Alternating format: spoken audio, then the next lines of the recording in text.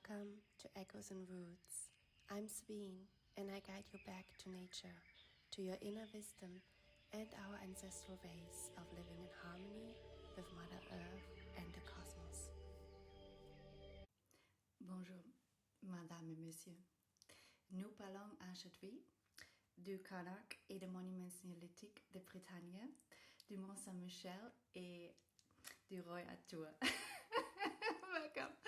Now, what are we going to do? We're brushing up our French. No, we're going on a beautiful exploration this summer to the absolutely incredible sacred sites and monuments and historic places in France, because I'm really here to teach you how to feel and balance the energy within you, for just general to release stress, to feel better, to feel more vitality, but also to spiritually grow. And as part of my work, I'm also showing you how our ancestors felt the energy of the land. You know, they felt the waterness, they felt the sacredness, they felt the trees, they felt everything, and how they worked with it and how they built incredible monuments to balance the energy, not just of themselves, but also of the land. So that's what we're going to do. We're going to go on a little time travel in the next couple of episodes. So today we are talking about the Neolithic times and the absolutely incredible monuments of Brittany and Carnac. Then we're going to do a little bit of jump forward into King Arthur, and I've actually created for you a deep dive. It's called The Grail Journey, Healing Through the King Arthur Timeline, specifically for the King Arthur timeline, and looking at the themes there, looking at the archetypes, and really seeing how we can apply this for our own healing and for our spiritual growth. And if you're interested in this, I'm linking this in the show notes. You can purchase this on my website. And then in my podcast, we're going to go further. We're going to jump further into the medieval times, and we're going to look at and talk about the incredible Gothic cathedrals, specifically the three ones I visited: Amiens, Reims, and Chartres. And then we're going to jump even further, and we're going to come to Paris, mon amour. We're going to have a day out, a podcast out in Paris, and we're going to go to Versailles and explore Paris and its monuments and what this city was all about. It's going to be a French summer, and then maybe I have even more French for you after that. If you want to explore further with me, if you want to learn further with me, I have a variety of different services. So if you really want to learn how to feel the energy within you, the meridians, the acupuncture points, how to balance them, how to work with them, how to align to Mother Earth's own cycles, to her seasons, I have seasonal courses that teach you all of that. If you're really interested in the history and the spiritual knowledge and the inner work, really to resurrect your own Christ self, I have my course, Humanity, the Reclamation. There's so much content there, also on the ancient civilizations, the monuments they built, and what we can all learn from this, and how they worked with the land, how our ancestors worked with the land. And then, of course, I offer distance acupuncture healings and also in-person healings, no needles with me, very gentle for kids and adults in Amsterdam. So, but let's get started on our French adventure, and I promise you, you don't have to speak more French. It was just me trying to brush up, because when you travel to France, I've been to France, I went with my kids. You're also going to hear about how the kids reacted to some of these sites. It was a very interesting experience for me. It was important also for me to see that, you know, I can also do like my work with the land, me feeling into places while my kids are around, and at the same time also observing how they are, and then also just sometimes, you know, lowering the expectations and simply taking how things go for how they go, because you can imagine, I've been a teenager, and my parents took me to a lot of also ancient sites, and I was not in the mood for it. Now I'm glad. Now I'm grateful that they did. But so it was an interesting experience also with my kids. But I loved Brittany. We also had a lot of fun. Oh my God, the seaside. I'm going to tell you more about the ocean and the waters. And there's only one regret I had, that I didn't take my paddleboard because I'm like, it was amazing waters to paddleboarding, and I'm like, oh my God, next time I need to do it. Where does it fit into the car? And then literally my ex-husband is like, oh yeah, you can just put it on the passenger seat. I'm like, well, yeah, I guess I could do that. Because the paddleboard is important. Becomes the passenger. I'm like, okay. But yeah, solutions, can be fun to that one. But either way, we're talking now. We're going to talk about the ancient sites, because that's what you're also here for. And that's what, when you come to these sites, I'm all about feeling energy. And I'm just giving you ideas also what to feel, what to look for when you come to these sites. So Brittany in France is kind of considered not really part of France because they always felt a bit different. They are very connected to the whole Druidic stories. They're very connected to King Arthur. We're going to talk about that, and to that timeline. And you find an incredible amount of neolithic sites. So what I'm talking about stone circles, I'm talking about singular standing stones, I'm talking about chambered cairns like Newgrange, and then we have the other thing that it's called, I think it's called a dolmen. It's like have slabs of stones and then stones on top. In Netherlands they call this hunebed. In other places they call this graves of giants, in Sardinia for instance. So yeah, that as well. And in the UK you have also a lot of henges. And when you do some research into Neolithic sites, you find the highest concentration of those sites that we know now is really UK, Ireland, and then Brittany. But actually, when you go to my course, Humanity to Reclamation, I'm going to show you that these sites are existing all across these buildings, these Neolithic buildings, existing all across the world. And actually the largest amount, which is so crazy, is in South Korea. South Korea. Like, absolutely incredible. And I'm just, there's so many places I still want to go to and see some of them. But either way, but we have, especially in Europe, we have still a lot of them that we can go to and feel and explore, because these people, as you will hear from me, they worked with the land. They did so amazing things that we can learn from. So we have a lot here. And Brittany, I tell you, Brittany is amazing. I loved it. The energy was it was very nice. It was also helping that it was very hot weather. And I could just go, we all, of course, could go swimming all the time. That's really amazing and fun and nice. It's not always that good weather, apparently. But I'm lucky this summer also when I was in Ireland. I was swimming everywhere. And I'm like, I love it. Thank you, Mother Earth. So what is actually happening at these sites that we found? So when you listen to my last podcast on Ireland, and also my video I did on Newgrange, that nowadays we consider these places, especially the chambered cairns, we say they are tombs. And I'm not arguing that some people were buried there, and certain civilizations have come across it and been like, oh, that could be used as a tomb. Let's bury somebody here.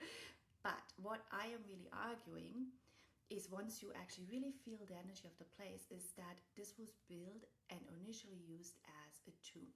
Because the energy, when you feel it, does not support it. Neither does the science support it when you look into the science.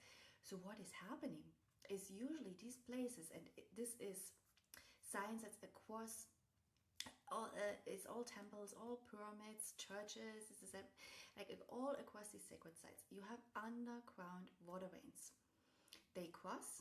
What happens is this creates a vortex. This also creates electricity, but it creates a vortex, and that vortex is energy. And when you then build a monument, you use stones around it, you can amplify that energy.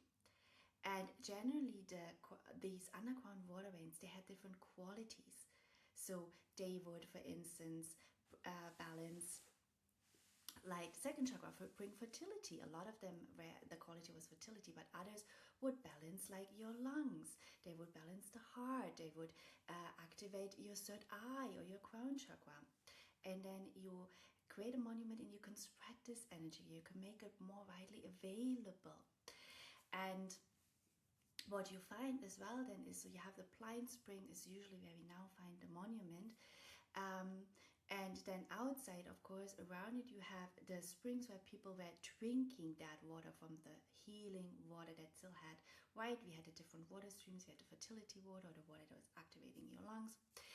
And, you know, my work is really centered around feeling and teaching you to feel like the water, the place, and the quality of the water. And it's gonna come. I'm gonna take you to places. I know it just has to come like really into, yeah, it still has to fully land into my body, how and when and what. But there's also amazing teachers out there who teach you so my approach is really the feminine, right? So you learning to feel energy. But there's also, of course, the masculine approach where you literally learn the science behind this and you see the patterns.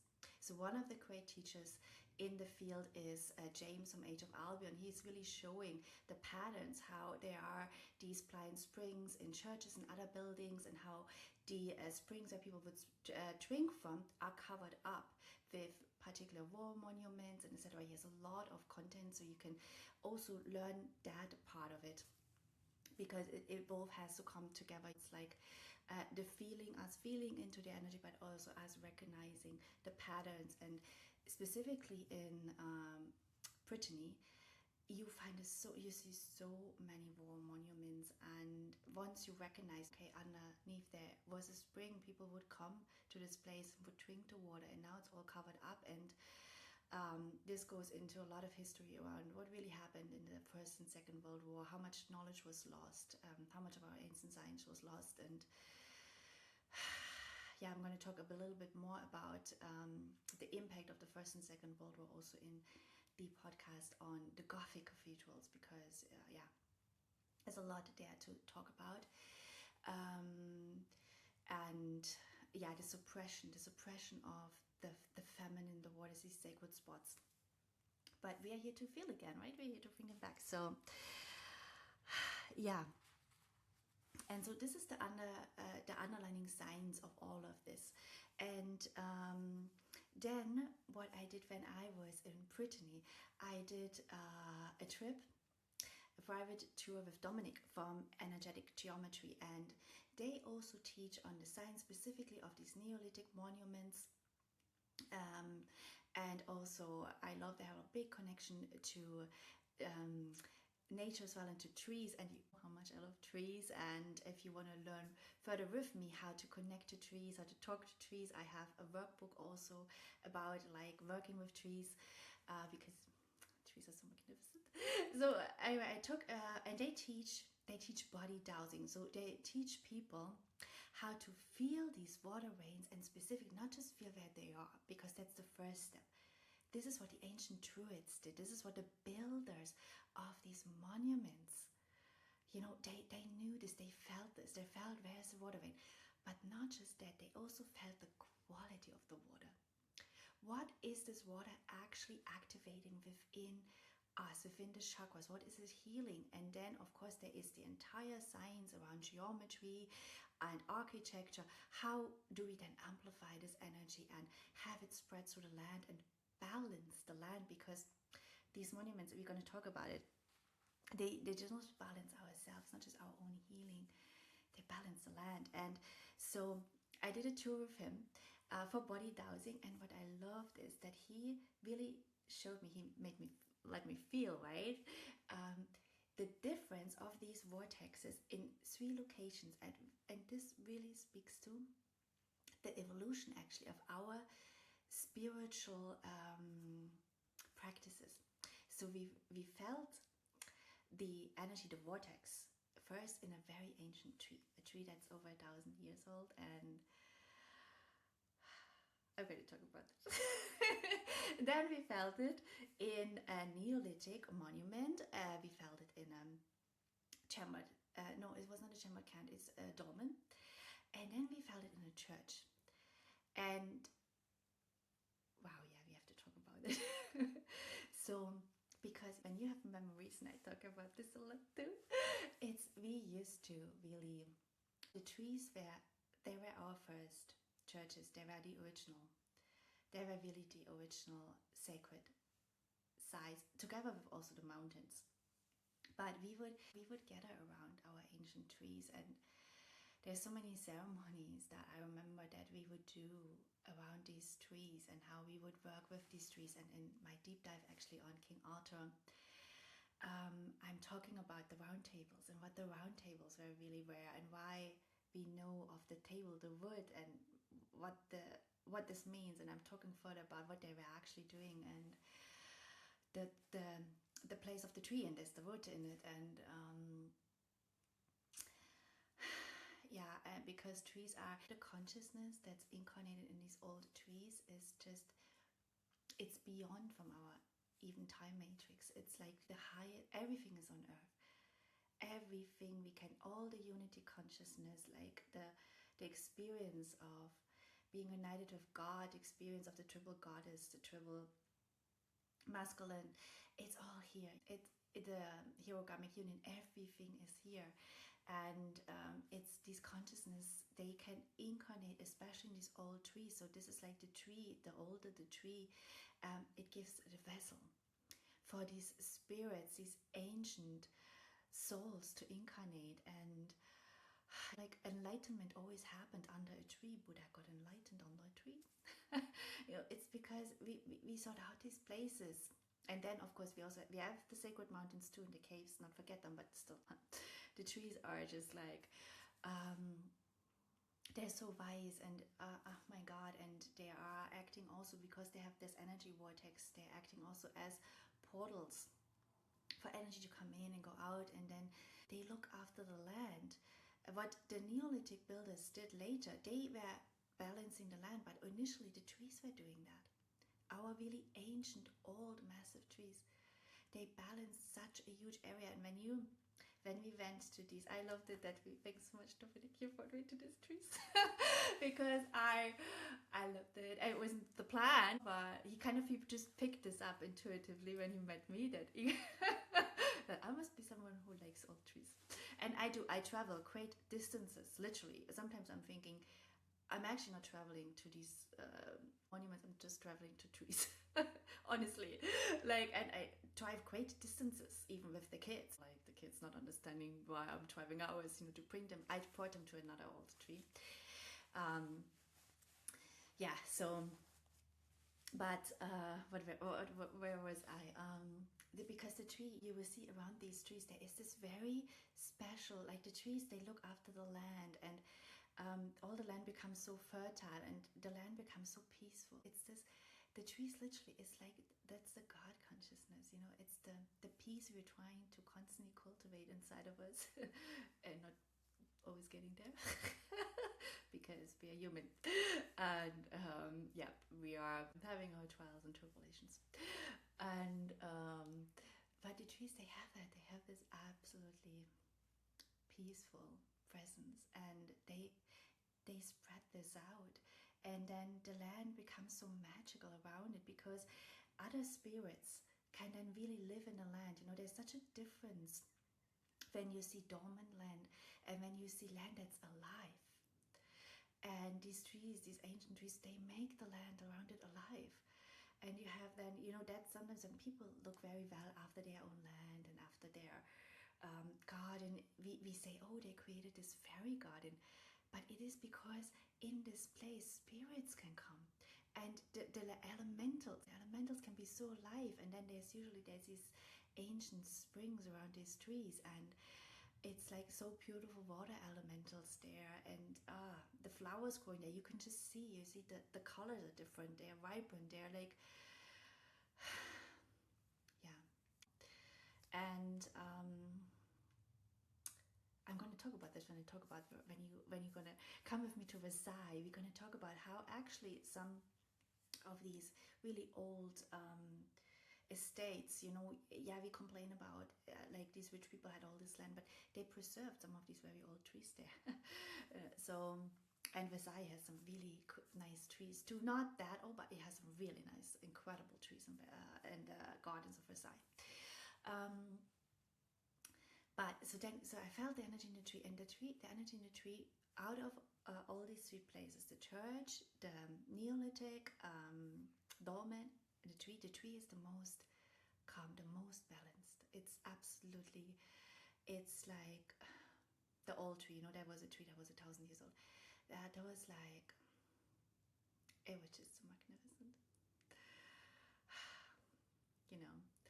And so then we went to the dolmen, and also in the dolmen, I have to say, with the dolmen, they made such a good job that they could almost, it's like replicating that energy that you can feel in the tree, this balance, this peace, this 0 point field of the heart, where literally you are in unity with God, and healing happens, like consciousness awakening happens. And they replicated it very well using the underground water veins. It was also a very beautiful spot, very healing, really nice energy, but it was not as balanced and as powerful as the tree. And what is also, I'm going to talk about this when I talk about the cathedrals. Sometimes these very powerful spots of these water, you know, the underground water spots and the vortexes, they can become very erratic when we don't look after them. When you don't look after the land, they are powerful, but their energy literally, it just becomes like erratic, because, you know, Mother Earth, she's a woman. And then, you know, it's almost like, you know, how do you say it? Because sometimes we can be a little bit very emotional. It's like that. It's like us being like a little bit over the top with our emotions, not doing much. There is a word to say about emotional regulation. Yep. So, and the mother, the goddess, the Mother Earth, she has this really also fiery and feisty energy, and so these trees, they really balances out these powerful spots, because they bring in somehow they're bringing the smoothing out of the energy. And that's these Neolithic monuments as well. They take these very powerful earth spots. The earth spot was always first. It was the earth spot that was all about the water, you know, the underground crossing, the vortex, and then they smooth it out, and then they spread it out over the land, so then you can spread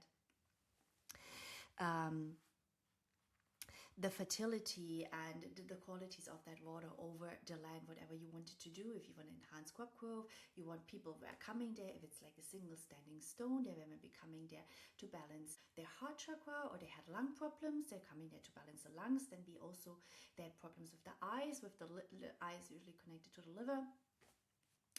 Problems with their liver, especially these days. There's a lot of liver stuff going on in people. I see it in the anger coming out. But liver is also creative energy, so but they would come there, and then of course they would we have these like standing stones that emit the energy, and you can feel it for yourself. You get a little balancing in your liver energy, and but then also you would drink from the spring as well, which would be another source of healing.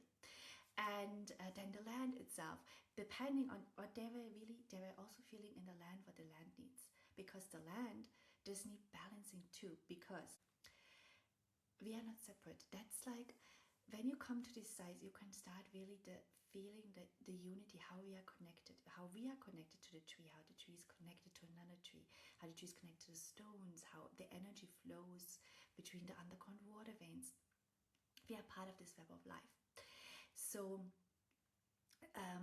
and the biggest cause of this regulation of disease, we are thinking of the toxins we have, and yeah, that's true, and the diet, and that is true too, and then us not moving enough, you know, the lifestyle, yes, but the biggest cause, according to Chinese medicine, what I think is true, is our emotions. emotional states. And us not regulating them, because the emotions are not the problems, and you should definitely not suppress your emotions. I can tell you this leads to all kind of health issues. It's really, well, the craziest health issues is suppressed emotions. But we do need to regulate emotions.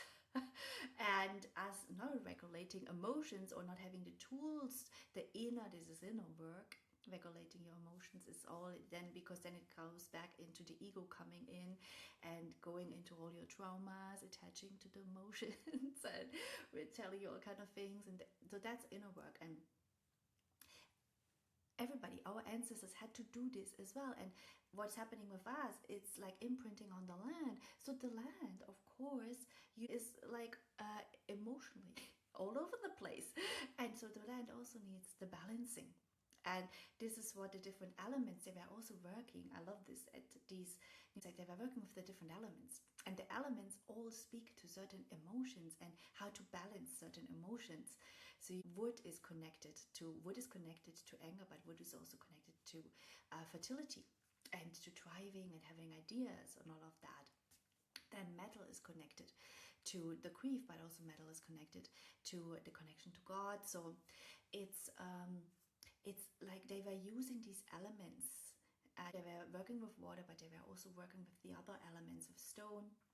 They were working with wood. They were working with the fire, and yeah. So they were using all of that in those buildings to really bring in this entire balancing of an area. And that energy, of course, would then also spread to everybody. So everybody in that civilization benefited of that. The land benefited, and also the people. And there were some very practical things. For instance, with these standing stones, they do prevent lightning strikes. And we do know now, right? We have a lot of forest fires going on also in France right now. And it is really like a purging and clearing, but it is also devastating to see. But our ancestors, for instance, they worked with the land to prevent some of that. And okay, and now I want to talk about, so I talk about the point in the Neolithic monument that was also beautiful, very healing, but not as amazing as the tree, but still amazing. And then we come to the churches. Then we come to the church. And there's still a debate out there. I'm going to go into this in my podcast on the Gothic cathedrals. For what purpose were these buildings built in the first place? Were they really buildings of religion or not in the first place, originally? But either way, now we know there are buildings of religion, and in those buildings, as well as you see around the old trees and around these Neolithic chambered, especially in the chambered cairns, think about New Quinch, you have multiple of these vortexes. So you have one that is the most powerful one, that is usually the center of the main chamber in the cairn. But then you have multiple other vortexes around as well, and within the monument where different things are activated. So you have the same in a church. You have multiple spots, and often there's like how do you say this now? Figures like Mother Mary or something is maybe over fertility, little vortex. You have other spots, and then you have the power spot. And where do you think the most powerful spot in a church generally is? And who do you think has access to it? And here comes to feeling, and unfortunately most of the time we are prevented from feeling that place because the little peasants don't have access to it. Because the place is where the priest stands. It's behind the altar, or around the altar. And why does the priest stand in this place, and what happens? And I stood in one of the churches and this was a very powerful spot in this church. This is an old church where they still knew what was going on. If you have very modern buildings, they don't know anymore any of the signs, so they build wherever, and you don't find these power spots. But anyway, knowledge lost. But in the old ones, they still knew what's going on. They knew. Otherwise, they wouldn't have put like the statues in the right place. I mean, they knew exactly what was going on. And that speaks also to how adept our ancestors were to feel this energy, because unless you feel it, you don't know. Where are they? Yeah, you might be able to, what is this thing these people do, the dowsing? You might be able to douse the water vein, but to feel the quality of it. The quality of the water.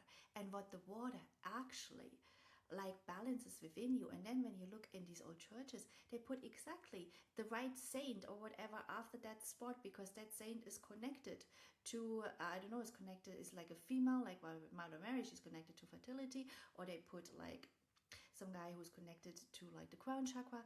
It is incredible. It is just like I'm like, wow, our ancestors were absolutely not as primitive as we are always told.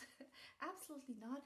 And these times when these churches were built were not as primitive as what we think, because they felt so much more than us. They were so much more in tune with, this isn't just the Neolithic ancestors, They were so much more in tune with nature and with the earth and with her, with the mother and her energies. And it's incredible. But now, so we come to the power spot where we have the priest standing in the power spot. And what does it do to the priest? It literally, it gives the priest a lot of energy. And what does he do? Well, he kind of, when he makes his speech, he gives this energy further to the people, the peasants, who are not allowed to access the spot, because in the Neolithic monument, you were still allowed. Everybody was, I'm assuming, we have no evidence that this civilization was hierarchical. So I am assuming that in this civilization, like the people who needed to experience the healing were experiencing it, plus the building itself would actually amplify and spread the energy out to the land. So people would, even if they were standing around it, if they're not in the spot itself, they're not were part of the ceremony, they would still feel it, because the building would amplify it.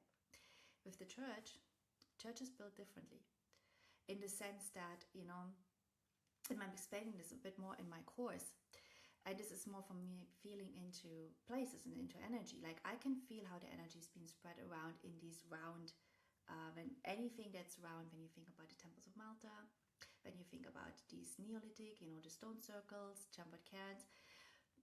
I am not so sure about the cubicle, because the cubicle is, the church monument, and then also the temple. You still have the powerful energy within the building, but is actually the energy still going to the land and impacting the land around? I am not so sure about this, because I don't know, energetically, still something to feel into more. So so anyway, so we have the priest standing now in the power spot. He's making his speech, right? So, and what happens to the people sitting in the aisle? They get some, through his speech, they get some of that energy. But it's not permanent. It doesn't last long. They get a little bit of boost. It's almost like black magic. I shouldn't have said, but it is on my, when you feel people have this, they somehow got this power, but it's not really, it's an energy like, how do I even explain this?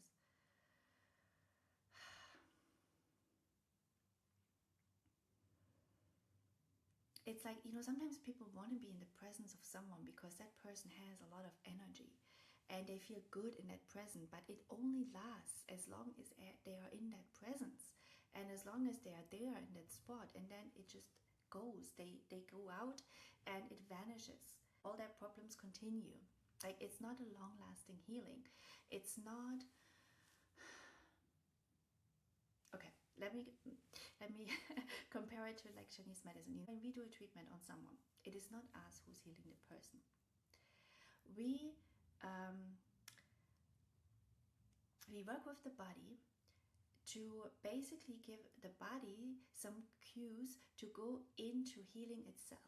So we work with certain acupuncture points that then stimulate certain organs, certain meridians for the body. The body is going to do the continuous healing. So you go to a treatment, and then during the treatment I do something, but then usually the treatment is the healing is what happens really afterwards, what happens in a longer time. And then of course, you know, the harder the disease, it takes time. It doesn't just take one healing. It takes time to stimulate the body again and again, like to go into this self-healing mode.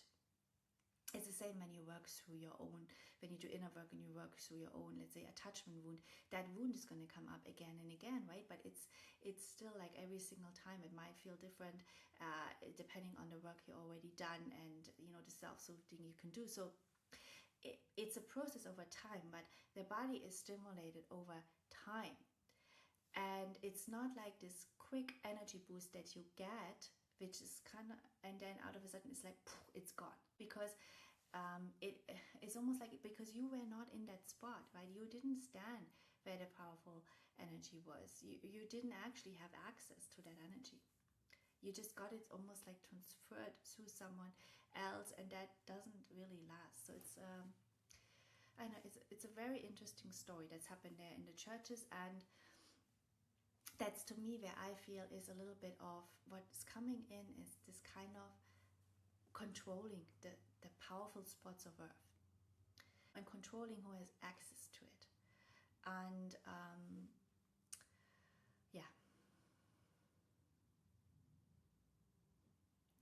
and controlling like how much of it is being given.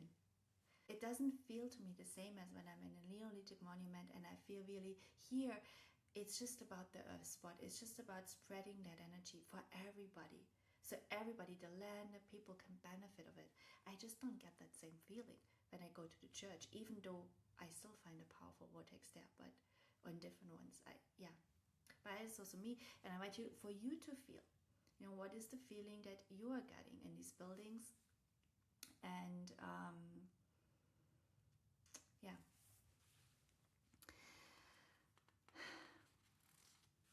Now, I'm looking through my notes and what else I wanted to say. What other thing they are working with in these buildings, of course, is, so I spoke about this balancing, you know, specifically the Neolithic buildings, the Neolithic structures that we find in Brittany, like balancing, you know, balancing out the land, the energies in the land, spreading like fertility or whatever other healing there. We also find the alignment always with, like we find the fire element and the alignment to the stars. So bringing heaven down and having heaven meets earth. So when you go to New Grange, for instance, they tell you how the sun comes in and there's always alignment to sunset, sunrise and sunset, and then equinox, solstices, how the light comes in, the sun comes in, the fire element comes in, and then meets the water vortex, because that's in where the chamber in the middle of that Karen, and then the most powerful meets the vortex, and that is beautiful. This is creation, because in our body as well, creation is all about, this is the masculine, feminine. This is all about the sun, the masculine coming together with the energy of the water. And we could make explorations also around the monuments attracted to moon and what that means, because the moon is very connected to water, to feminine energy. What that meant energetically in a place. And and then we have the other ingredient, that is music. And music, I'm talking about this in my deep dive on King Arthur. I talk about a lot of spiritual concepts around creation as well, and why music and frequency is so important. I'm talking about different concepts, like what is the albion, what is the Qatar, all of these things, what is inner geogrammic union. So I want you to go into this. I'm going to talk a little bit also specifically with the Gothic cathedrals about the importance of the music, but we also see this in I was talking about this in when I talked about New Grange. Really, there was music being done in these monuments, and then comes in spirit, literally like, oh my God, I had this dream. One of the Gothic cathedrals, after I visited already, came back to me in a dream, but she came back to me in, because the building itself has a consciousness. She's alive. She literally is alive. And especially, that's why I'm also saying in these trees, we have this old consciousness incarnated and in stones, and we're going to talk about Carnac in a second. There is consciousness can come into the building and can literally, it becomes a house for a very high consciousness soul and spirit, and yeah, that comes as well. And yeah, we do have to talk about Carnac now. So Carnac is the most famous of the alignments in Brittany, and Carnac is just rows of stones, kilometer long rows of these stones. And the official dating of Carnac is that it's 6,000 years old now. What can we do with these official datings? Not much, doesn't tell us much, honestly. A couple of practical tips when you visit Carnac. So Carnac is from April to October. Carnac is fenced in. The main alignment of Carnacs are fenced in, and you cannot visit it unless you book a tour. And or if you're like me and you climb over the fence. But my kids were like, Mama, you're trespassing. I'm like, oh my God, you spend too much time in the United States. Also, Mike, we booked a tour. It's not that we are cheap and not wanting to pay the money. We booked a tour. But, you know, honestly, it's me just having fun and not liking rules. But you can, at the main alignments, there's too many tours for you to climb over fences.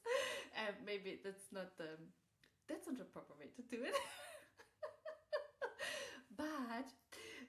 But so during the main season, if you want to see the main alignment, you have to book a tour. Now, I went on the tour with the kids. Oh my God, the kids are like, yeah, the kids had some funny comments about, I took them on a couple of tours, all in French.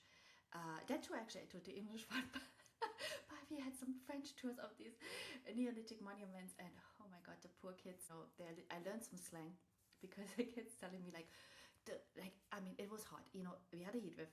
It was like 36 degrees. The guy is talking in French. There's only old stones. The kids are like, he's still yapping on in French. Like, oh my God. And then this was so funny for kids. Like climbing up the only tree. And the tour guide is like, you cannot climb the tree. I'm like, what's the kid supposed to do? It's so funny, but yeah. I really have to give it to my kids. I mean, that they did this with me. Like, unless, like, this was all really guidance by God, unless I wouldn't have taken them, because it was not always fun. We had a fun holiday, but yeah. And then, you know, their mother, me, being also very, how would I say this, not very rule following. So you can go on the tour, but on the tour, actually, you're not allowed to touch the stones. You are not allowed to walk off on your own a little bit. So you cannot really feel into the energy much on the tour. So what you're going to do when you come in high season, you can go, because Carnac was actually much, much longer. So now Carnac is 3,000 stones. And these stones weigh, we have calculated this with the kids, wait. These stones, have I witnessed, Daniel, 10 tons. So it takes, to just move one stone, it takes 161 people. One. And they have their theories how their stones were moved. And erected. But theories are theories. Anyway, that's why we need to feel and go to these places and see what really happened there. But it was actually much more than the 3,000 stones. So now the alignment is 4 kilometers long.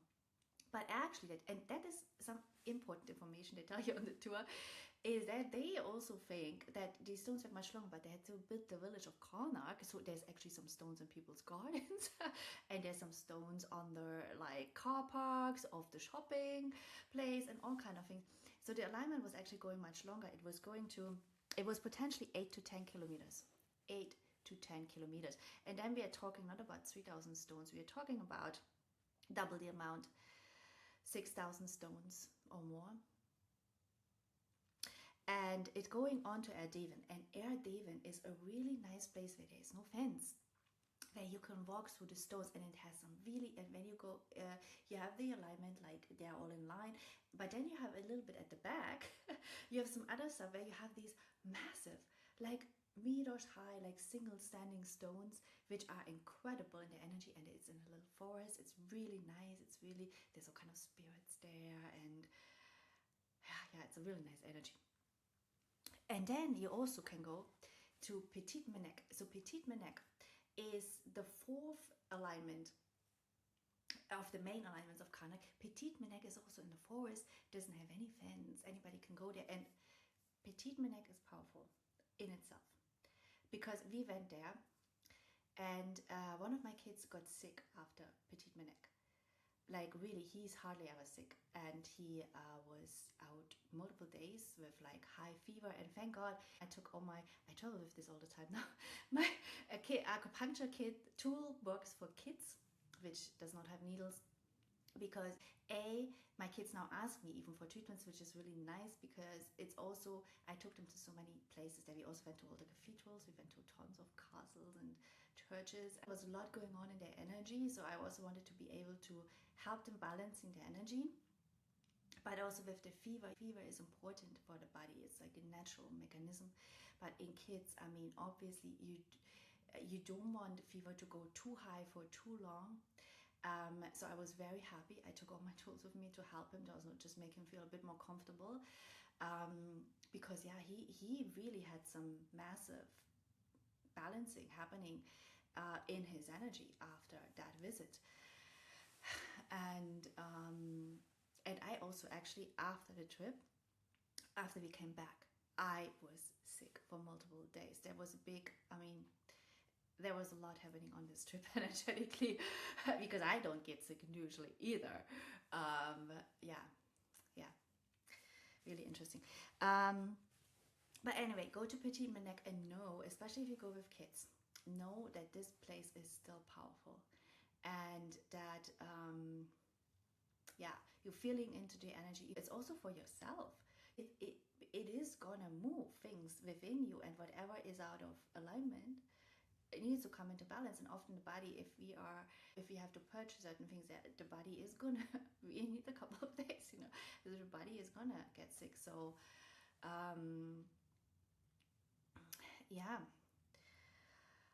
but Petit Menek was beautiful. Also the spirit. And now we're going to talk about the spirits. So there is this whole story about Carnac, that in mythology, that there was this, I think it was a saint or someone who was coming to the region, and he was chased, I think, by the Roman army. And then he took all his powers and he turned all the Roman army into stone. And this is now the Carnac stones. And honestly, there is some truth in the story. Just a bit different than it's been told. But the stones all have spirits in them. It is incredible. Like when you look at the stones, and because the site isn't active anymore how it was, it's not as spirited, and you say as it was, but it is just incredible. And I mean, I don't believe humans turned into these stones. No, I think what happens is, like, when we build with the land, and when we really balance and also activate certain energy lines in the land, certain waterways, the land can then hold very specific consciousness, and that consciousness literally can then incarnate into the stones. This is, I think I've told this story many times, like how I was crying when I met the stones in Orkney, like the stones of Stennis. Literally, oh my god, me even thinking back of the stones, it's like the spirits incarnated in these stones is just wow. It's like, it's really, that's ascended, I'm talking about DNA ascended master level. I'm talking about 24 to 48 strands of DNA incarnated in certain stones. Now in Carnac, I haven't found the consciousness in the stones that I found in Orkney, because Orkney is a special place to say. But Carnac was certainly, and there are spirits in all of these stones. Oh my God. And therefore I'm saying this place it's still alive. And it's almost like, you know, when you also think about the Druids, there's this whole story, even how, who is this, like, was it Shiva, came back and incarnated in Mount Kailash, in the mountain, with the consciousness. But it's this whole story. I also believe, like, if we had these civilizations who actually all felt, they worked with the land, they had actually very high consciousness. They had this unity consciousness with Mother Earth. And I can tell you, it is the highest assignment that you come back as a soul here on Earth to be incarnated into one of these ancient trees, or wow, if you become one of these mountains, incarnating there, becoming a portal for souls coming in and out, or you incarnating into these stones that are thousands of years old and upholding the sacredness of the lands for thousands of years. This is an honor. Like, honestly, this is an assignment. This is like, because it's about upholding the sacredness of Mother Earth, protecting her sacred spaces, and the whole alignment of Carnac. So what I felt there, I mean, I cannot tell you what this is. I just invite you to go there yourself and feel it, because it's incredible.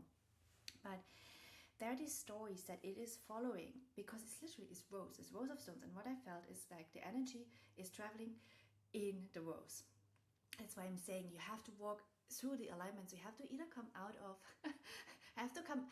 basically between October and April, where you could do this in the main alignment and you don't climb fences, because during the main tour you're not allowed to do it. Or you would just go, you know, you can do this in Petit Menac. We walked like in the rows, and Devon, you can do it a bit too. But because that is where the energy travels, and it travels like a Kundalini snake. It's incredible. And the story goes, so the ancient, but back at the time, we know it's thousands of years old. I mean, doesn't matter if the carbon dating is correct or not, but we know it's thousands of years old. Actually, there's a lot of monuments also under the water. They have, oh my God, and this is another thing, Brittany, they have thousands of these monuments. Like, isn't just one chambered cairn and one stone circle. It's like hundreds of them. Like every meter you you fall up on a stone and you're like, how did they build this? Why did they build this? Like, how so much? Like, this is absolutely incredible. And there's stuff underwater because water levels rose, and so the ancient coastline was a little bit further out. But the story is that it was built along the ancient coastline, but I think it is also built along some very ancient waterways and energy ways that have to do. So my entire trip, and I'm talking a lot about this in the King Arthur deep dive, there's a lot of information. I'm talking a lot about Queen Guinevere and there's a lot about the triple goddess. The feminine, the goddess, comes in Trinity as the masculine. And this alignment Carnac has something to do with this consciousness of the triple goddess. And I don't know how and why, but it has. And because this came up so much in my trip and in my personal journey. And if you want to explore the triple goddess further, do go into my deep dive of the King Arthur timeline, because I'm talking so much about Guinevere and her part in the triple goddess consciousness. And then I really also think the alignment was working with the quality of the water overall, not just the rivers and the underground waterways, but also the ocean. Because, oh my God, when you swim in the ocean, and we were saying that was where our holiday home was in, it was so amazing. Our holiday home was so amazing in La Trinité-sur-Mer, which was so much fun. This town is so beautiful. It's like really so little picturesque. And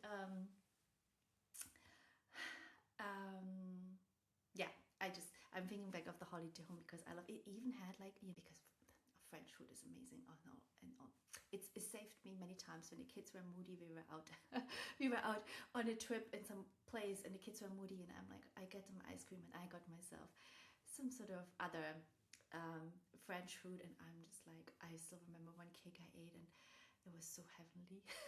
Did you bite into the cake and like, I'm in heaven. I'm especially in heaven because I just went through like the heat and the tour and the kids moaning. And everybody's happy to go back home. And oh my god.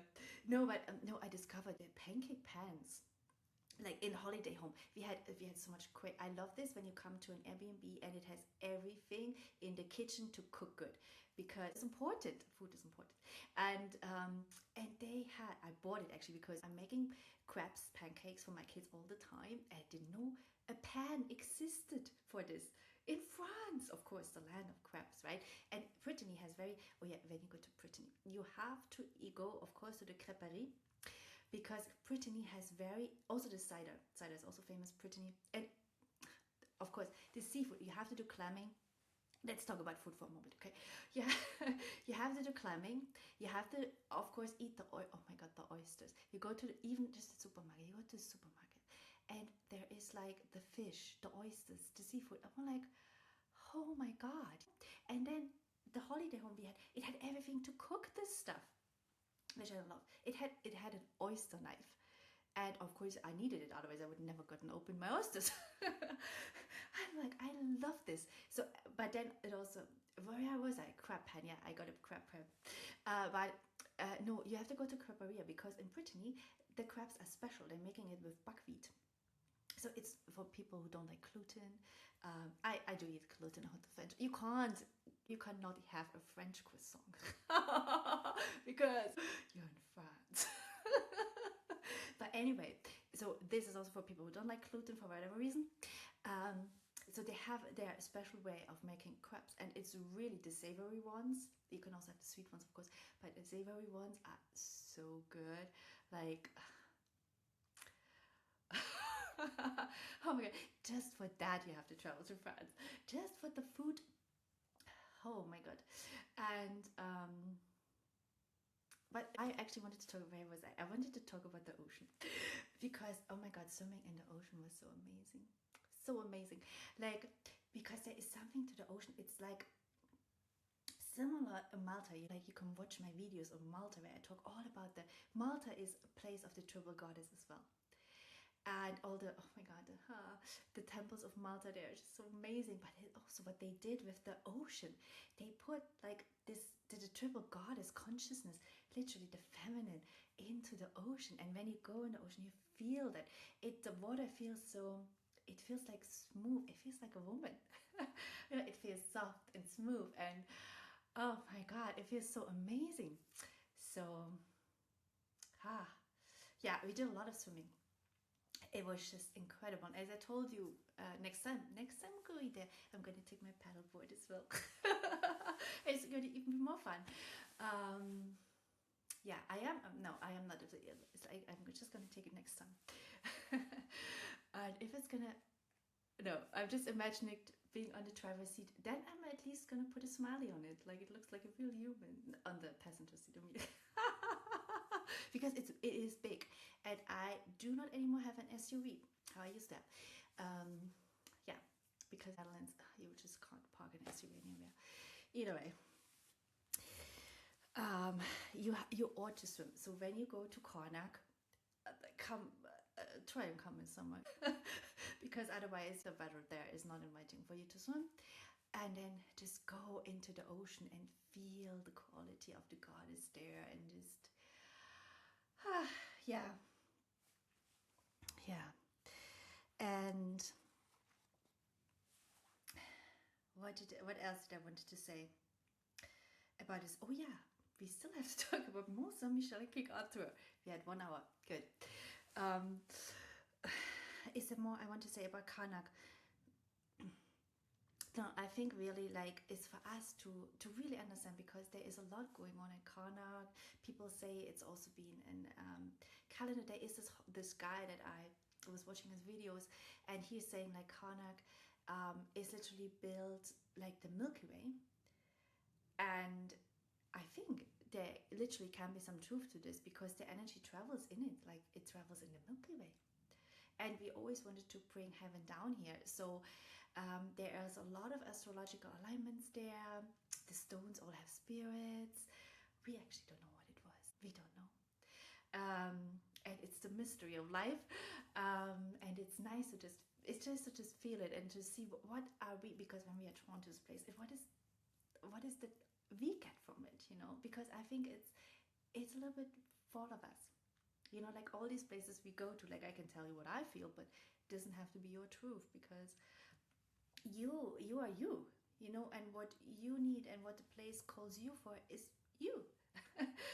So it's up on you to go there and be like, what is it for me, you know? And so for me, sometimes, for instance, with the churches, I'm a bit like I don't like the power crapping, but for other people it's just like they just connect to the beautiful, because there are these beautiful spots in churches. They connect to the Mother Mary energy. They connect obviously to Jesus and to God, and yeah, it's for all of us. And now we also went to Mont Saint-Michel, and oh my God, there are whole Arthurian legends around Mont Saint-Michel that I talk about in my King Arthur deep dive. What did King Arthur do in Mont Saint-Michel? And it's called there are many places in Brittany, so many places in Brittany that are connected to the Arthurian legend. And the biggest secret about the Arthurian legend in Brittany is just, it has to do with women. That's all I'm saying. But yeah, so Mont Saint-Michel. So there were 3 places where my children like kind of lost the plot a little bit. Just acted like little children acting up. That was Mont Saint-Michel, Versailles, and Reims Cathedral. We're gonna talk about why. Now there's a lot going on energetically in Mont Saint-Michel. I go a bit deeper into it in a King Arthur deep dive, but also I talked about the whole ley line in my podcast on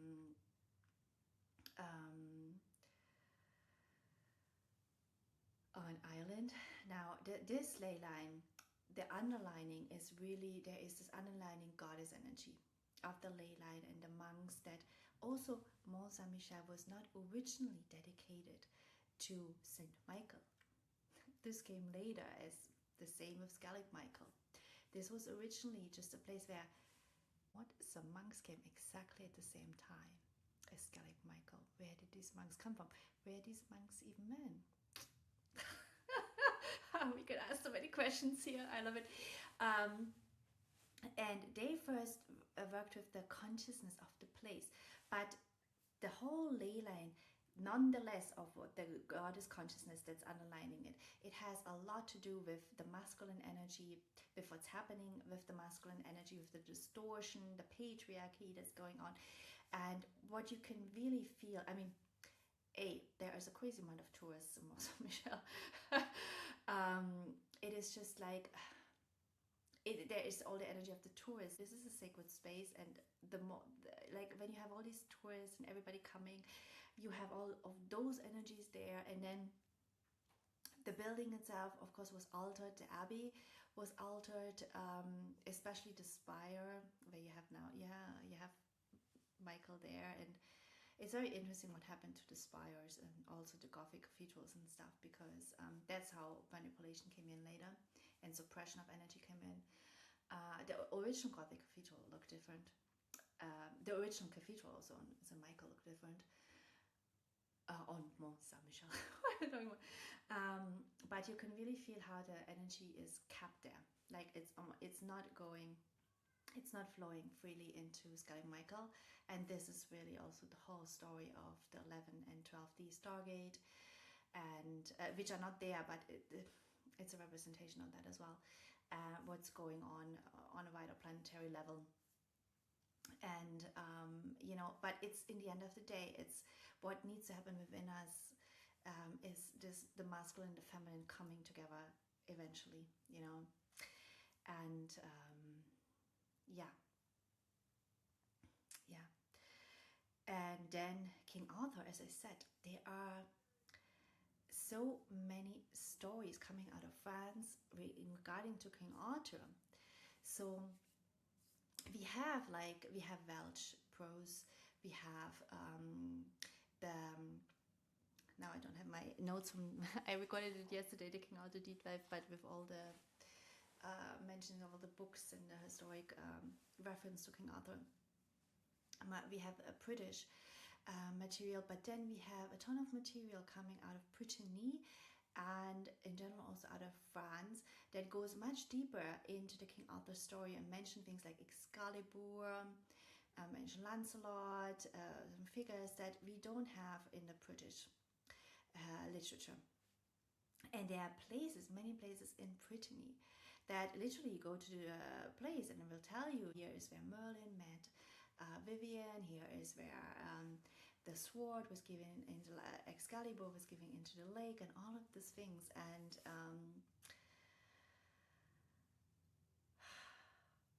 yeah, there are many reasons why King Arthur is connected to Brittany and to France, and why you can feel when you travel to the land, why you can also feel the energy of the queen and the king. That's the whole archetypes of the King Arthur timeline. Where you can feel also with Mont Saint-Michel, with that ley line, where you can feel really the masculine, and what's happening with the masculine, with the reclamation of the true king, you know, the king of the heart, not the king of the ego. And also the feminine aspect of the King Arthur story is really connected to Brittany very closely. And yeah, to dive deeper into this, I invite you into my deep dive, the King Arthur timeline. And otherwise, mon amis, I hope this was French. My French has been like, what are you? Yeah, yep. I hopefully see you in when we jump forward to the Gothic cathedrals and to the medieval times. And oh my God, the Gothic cathedrals. Oh my goodness, absolutely incredible structures and buildings, and the consciousness there, and yeah, feeling into the consciousness of these cathedrals. I hope I see you back then for that podcast, and otherwise in my other work, and feeling yourself, learning how to feel your energy and feeling into these beautiful places. And hopefully one day we really understand how our ancestors fully worked with the land, so that we can do the same again and work with the mother, in a sense that we honor her sacred places, we balance the energies within us, we balance the energy in the land. We are truly of service to her, to the mother earth. So thanks so much. Au revoir, and until soon. And I don't know what that is in French. Bye bye. Follow me on Instagram at Echoes and Roots for grounded spirituality, ancient wisdom, and nature-based living.